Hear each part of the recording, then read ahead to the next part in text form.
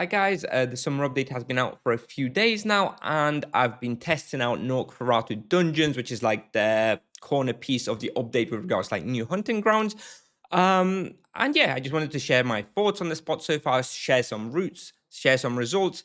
And yeah, basically that's what we're going to talk about this video. First of all, just a high level overview. Currently the respawn is okay. It's not great. I'm not sure there is any particular level range that is going to, for which it's going to be like a top tier respawn. I think it needs a little bit more experience and it needs a lot more loot. We'll talk about that a little bit more when we get into the results. But yes, the loot is currently the biggest issue.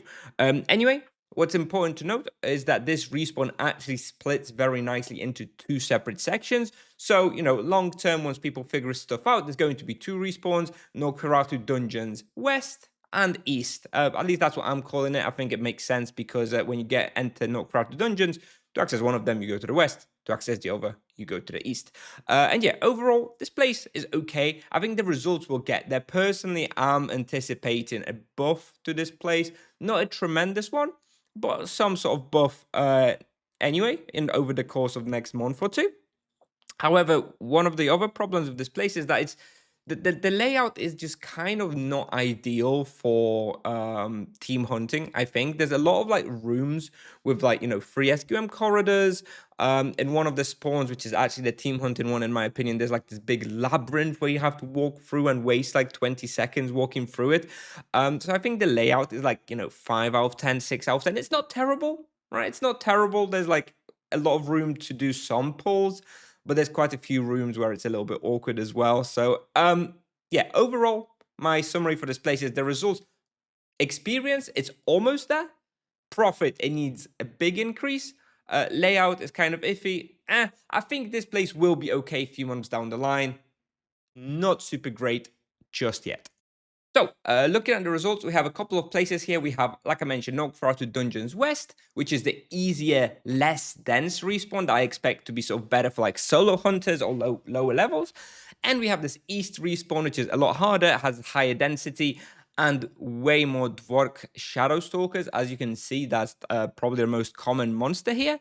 Whereas on the west side, you've got loads of like Norcferatu monsters, which are much easier. So that's basically the difference. On the west side, you have easier respawn. On the east side, you have harder, more dense respawn.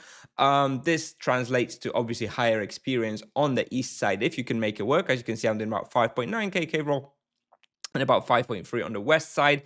This is without animus, this is without charms, this is without anything.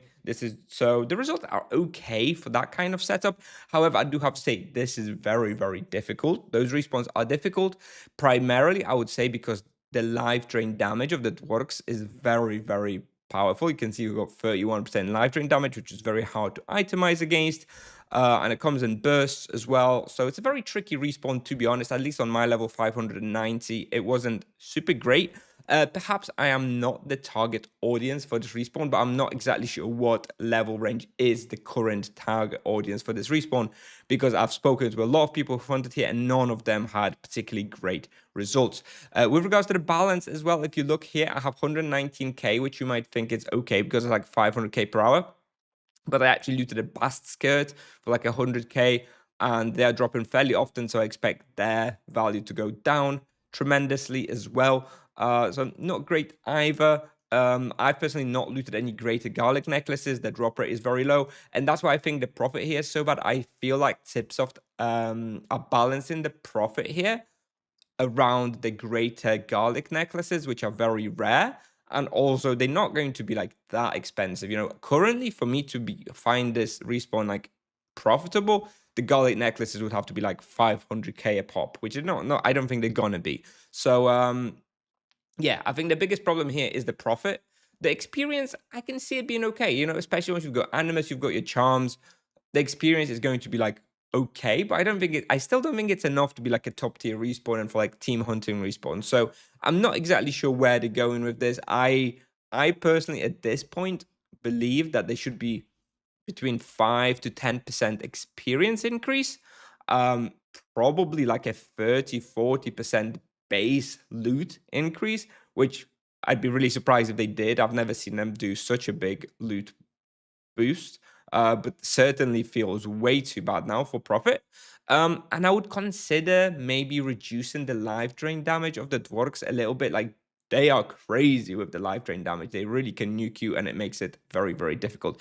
But anyway, this is obviously just a 15-minute short summary of those hunting grounds of West and East. Like I say, it's not terribly far away from being okay. So I do think with a couple of balanced patches, this place will probably be pretty good in some months. Anyway, moving on, I wanted to show basically the route or the layout of what I would consider those two respawns. And again, I've had a couple of people try this out, and they agree with me that those are basically the respawns you would go.